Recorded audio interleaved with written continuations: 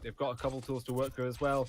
Obviously, they've got more favorable positioning, and they've got the Brigitte, all important Brigitte to shut down these dive DPS. They've also got spawn advantage to be able to get the second point on most of these assault maps. You need to have a clean sweep on an attack run, and with Transcendence coming out possibly from No Luz, my bad. It's gonna be a bit hard to do that.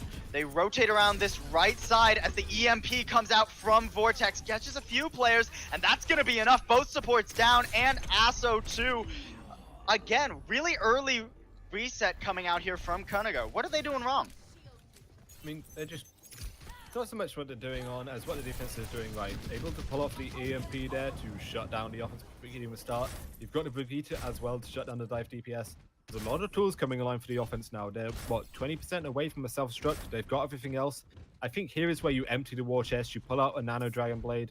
You pull out the sound barrier to follow up. Invest your pulse bomb final rage for some disruption as well. If you can't find value here, this is when you change off. The Genji and Tracer aren't working against this Brigitte. Hopefully the sound barrier will work to keep the side of Könige alive. Although it doesn't look like it will. The Primal comes out from Darkatus as he wraps up 2 already.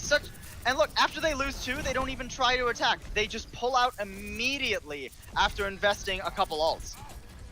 I mean, that's fair. It's a losable position. You've got to know when to reset. But that's a huge play from Darkatus. Not only getting a couple of picks, but he shuts down bow jobs before the Nano Boost can come out. It's still holding on to this Nano Boost Dragon Blade. They only actually invested the sound barrier and the pulse bomb there. So still a couple of tools to work with, but they need to pressure down Nolus to draw out this Transcendence before the Dragon Blade can be unleashed.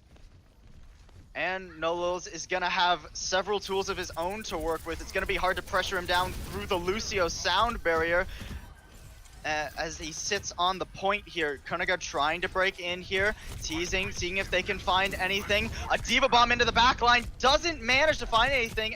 Eminence eSports on the corner.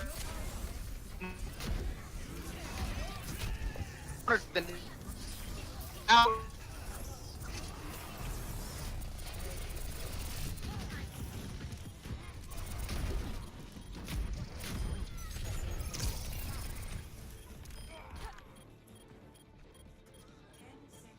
Time's running out. Let's keep on to this.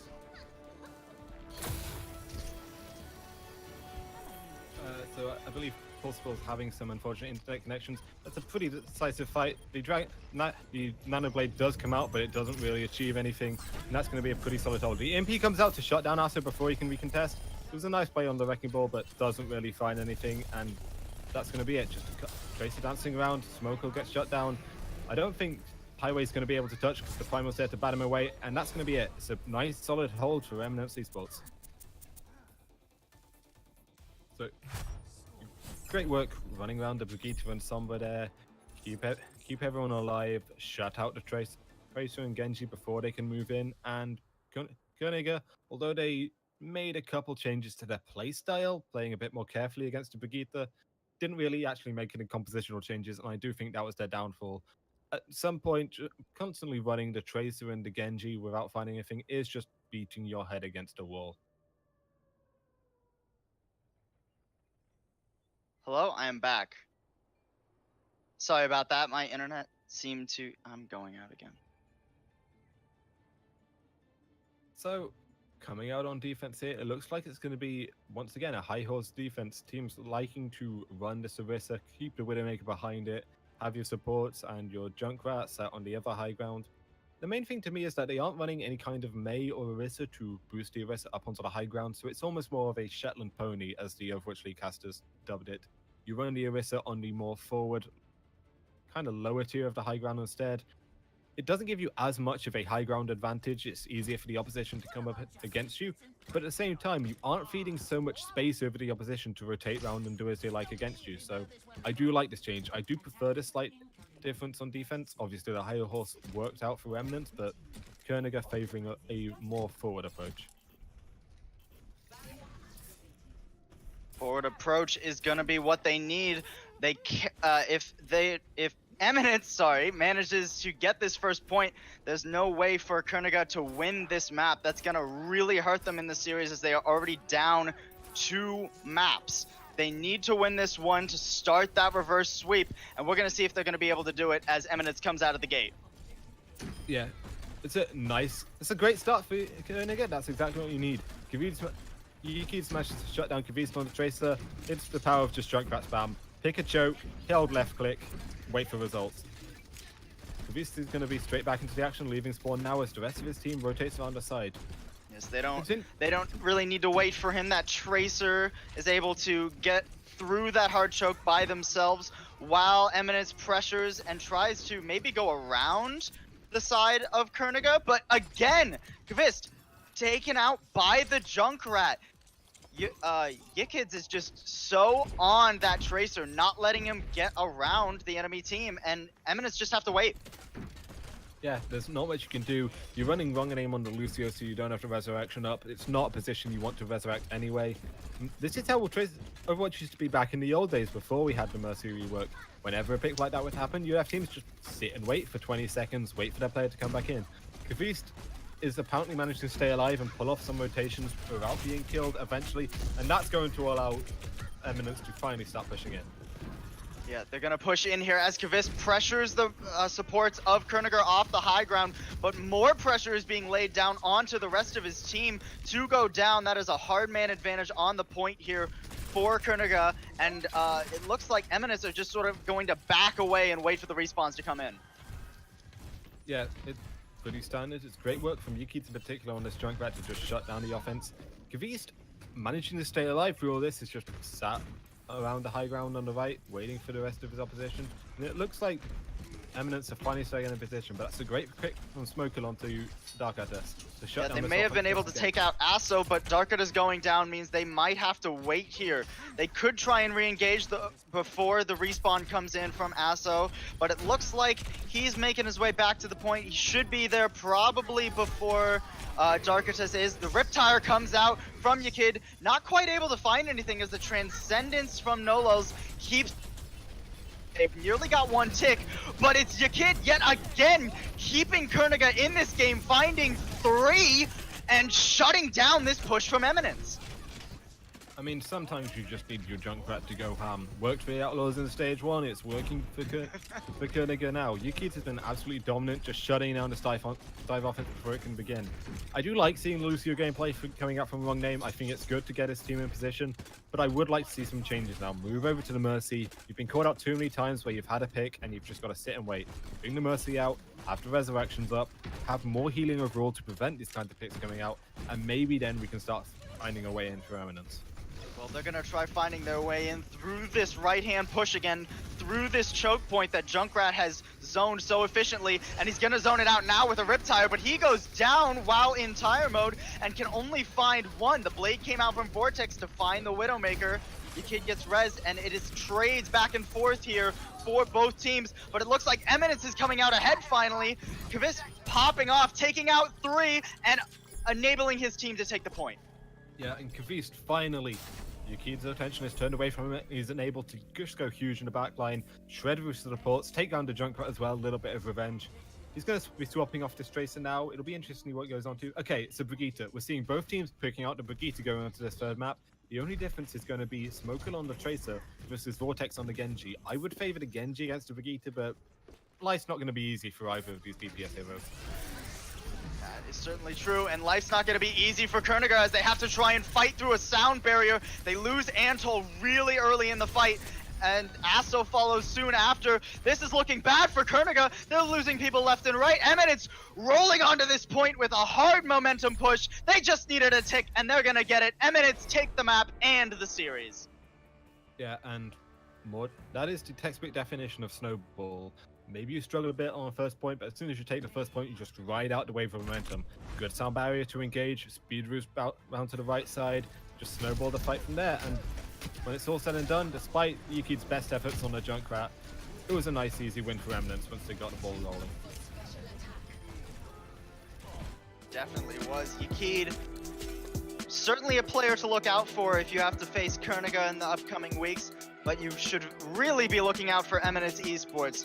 They are now 5-0 in Open Division and going to be a team to fear. We're not going to throw it on back over to the desk. Gio and the analysts. to break down the action we just saw in Temple. Take it away, guys.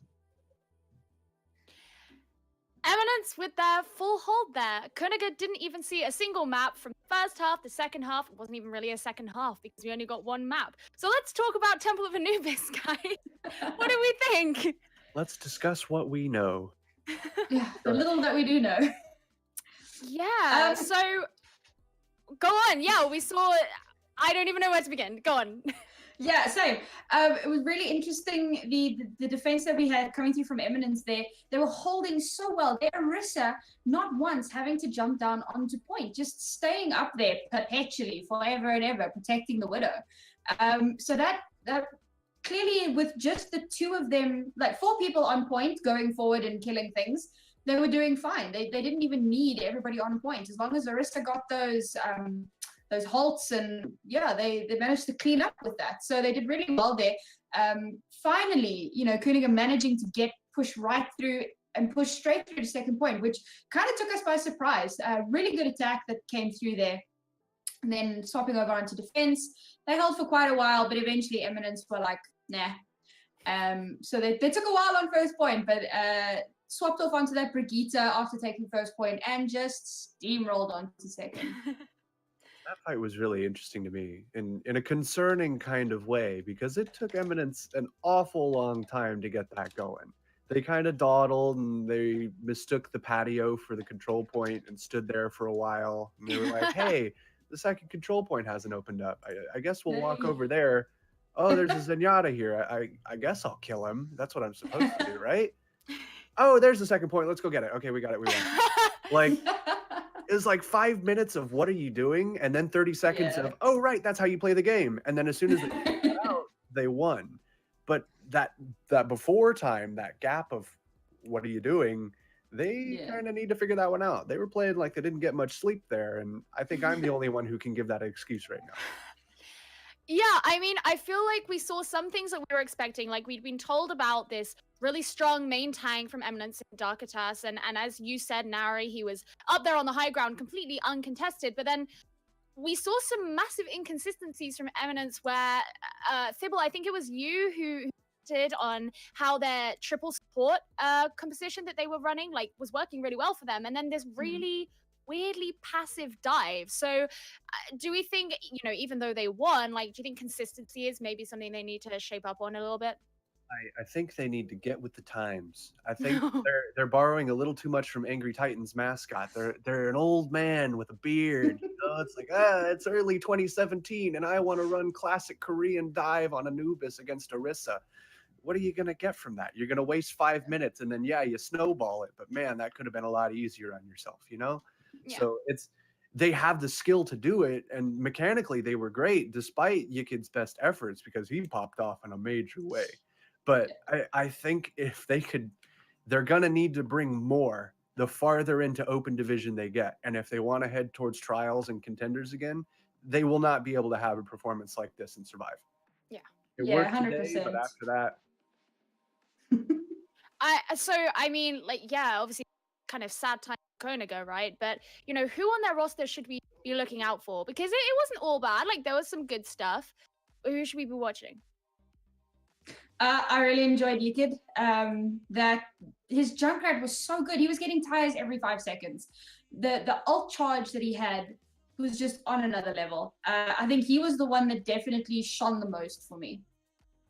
I think it had to be Highway for me. Like, Yikid had the flashy plays, but he was enabled by his diva every time. And Highway was super smart with his positioning and his matrix usage, which is one of the most important and most advanced things for a diva player to master right now, since you can't just like hold down right click for 3 minutes every fight. You actually have to be smart about it. And he is. His positioning, his game sense, and his cooldown usage were all really well coordinated this round. And while it wasn't enough ultimately to win the fight, I don't think that was necessarily his fault. I'd like to keep an eye on him. Yeah, I think I really enjoyed watching Highway as well. I mean, Yikid was fantastic. And I mean, this is Könige's first loss. So, do we think there's still maybe a chance for them in the future to kind of climb up a bit? Oh, sure. I think so long as Yikid exists, there's going to be a chance for them to just win games, even when they might not maybe deserve it, right? He's just going to get a tire and then kill 3 people, and then kill 3 other people with his bombs, and then he has another timer, and that repeats for several minutes. A Which is permanent state of basically- chirism. Exactly, right. Yeah, no, it's just concussive barrages at all times. I could make a history reference, but I can't remember it because I'm really tired. Bombs, wow, explosions, woo. Yeah, that's very powerful. And a lot of teams don't really know what to do against that. These are some very non-standard comps that we saw here. This is not goats. This is not 3-2-1 or double sniper or anything. So I think so long as they've got that wild card in Yakid, I think they have potential. Yeah. So obviously we didn't see a 4th map, which would have been a hybrid map, either Kings Row, Eichenwald, Hollywood. What would you have liked to have seen these teams kind of pull out in order to make up for the mistakes they made in Temple of Anubis and in order to win that map? I suppose it depends heavily on which map was chosen. I know that one of the teams heavily dislikes Hollywood, being one of their worst maps. That'd be So Könige. so it would depend very heavily on which map was chosen. And unfortunately, as you say, only getting to see one map, and 2CP and Hybrid, they've got their similarities, but essentially they are quite different. And map choice, depending on which map you chose, you could run the Farah, you could run the Sombra. We saw the Sombra working so well in a game earlier today. Yeah. I think it would have, there's just too many variables to really give an accurate estimation of how they would have done on those maps. But from what I saw on this map, I mean, Eminence clearly streaks ahead at the moment. Yeah, they probably would have done the work there. I would have loved to see Yickens on the Farah.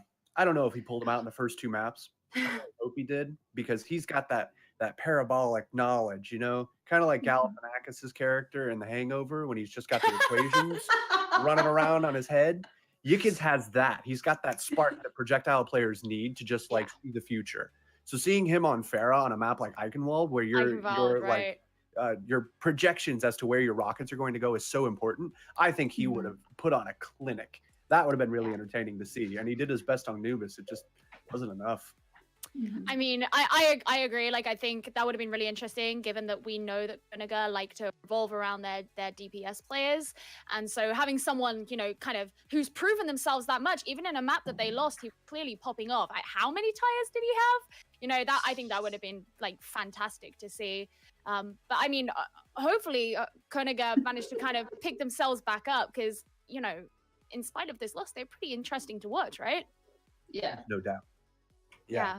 They've got, I don't want to say star power because I don't know these guys, but they have they catch the eye, right? They're flashy. Yeah. They've got, they're capable, and you want to see what they can do. That one map left me wanting more. So Exactly. I think going into these next few weeks, they're going to do the same, and they're only going to get better. So definitely keep an eye on it. Yeah, I'd love an opportunity to see them again in the future. Hopefully for more than one map next time. I am down with that. I mean, I wanna quick flip back over to Eminence, because we mentioned Vortex at the beginning. He's kind of their most experienced player. Sybil, I think you mentioned kind of partway through that you were starting to notice a little bit of a skill difference between him and the rest of his team, or at least when he was playing the Sombra. How much of an effect do you think that had on the overall game, and what do you think that's going to mean for them going forward? Seeing Vortex on the DPS was an interesting experience. One, because I didn't expect it. I expected him on the off tank. Although the front line was still really strong. Vistola popped off. He was great too. Vortex's Junkrat and Sombra were really, really good. I was very impressed with them, although he didn't stay on either one for very long. It was still pretty flashy. His Genji left a little to be desired. Not in the sense that he wasn't hitting shots or getting Dragon Blades or anything like that. He's a little less experienced on the hero, I guess. Yeah. It's kind of like if Seagull were to hop on Genji right now. He's been so busy one-tricking Symmetra for 100 that he'd probably just be a little rusty, and that's what Vortex looks like. It looks like he hasn't taken the training wheels off yet at DPS, at least on Genji. He was messing up a couple dashes, maybe overusing some cooldowns or something like that. If he really sharpens up his game on the no doubt he's got a handful of DPS heroes to work with, if he can sharpen his game on all of them, ooh, that's scary, because even what we saw right now is good, not to mention he's got the off tank in his pocket for Ghost. Yeah, absolutely. So the deeper his pool gets, the better his team will get, and the more attractive as a prospect he will also get. I agree 100%. Yeah, no, I think it's great. Like, I think, you know, we only got to see one map, but both teams looked like teams that just had so much potential. Like, there was so much more to give. I'm almost sad that we only got to see Anubis, because I feel like there just would have been so much more to see of both of them, and it's a real shame that we didn't get to. I really want to see both of these teams review this game, not in terms of mechanics or positioning, but in terms of the mentality they had throughout the Yeah. maps. At least from what we saw on Anubis, right? This was a Yes. game where the mistakes that won or lost fights were not like, I missed my shot or I got my jump wrong. It's that the coordination was just a little bit off, right? Yeah. The tanks jumped up, but immediately got naded and didn't back off. They Yeah. maybe used their cooldowns too soon or ulted after a couple people were dead already. Like, these are all these mistakes, not these mistakes. So they need to really look at that with any, I don't know what kind of coaching staff they've got or anything like that, but they need to really review and look at their mentality and what their thought process throughout these games to see what can be improved there. Mechanically, both of these teams are nuts, but what separates a really good mechanical player from a high level player is up here. Yeah. 100%. Yeah, that personal growth, that personal feeling towards the game, the personal effort that you put in, how you're feeling about your heroes on any given day, added to the overall mentality of the team. Is everybody on the same page today? Are we communicating as effectively as we could be? Are we doing what we should be doing to, you know, maintain those bonds and the synergy? The mind game is like 50% of the work. And that's such a big thing for open division teams too, as opposed to an Overwatch League team, for instance, where you guys all, you know, go to Korean barbecue every night together and do escape rooms on the weekends and, you know, photo shoots and all this fun stuff. When you're in an open division team, all of you guys are probably like sitting in your room in the dark, like playing games together and having fun, but you're not necessarily all there. And maybe you're having a bad, you know, maybe you burnt your pasta or something like that.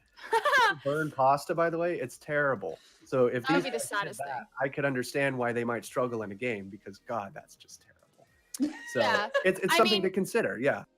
We know that both of these teams are solely made up of players who are like GM top 500. So they've mastered the art of solo queue.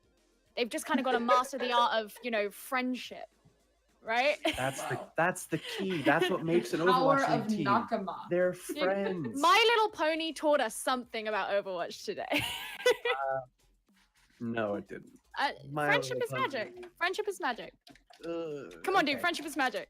Yep. Okay. I will agree with you, so you'll stop talking about My Little Pony now.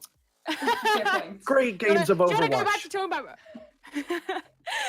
Okay, well, even though we only got to see one map of that series, it was still pretty exciting, and we've got loads to look out for from these two teams. But thank you guys so much for joining us here on the desk. And we will see you later on for the NA games that we have coming on later. Thank you so much for joining us, Open Division.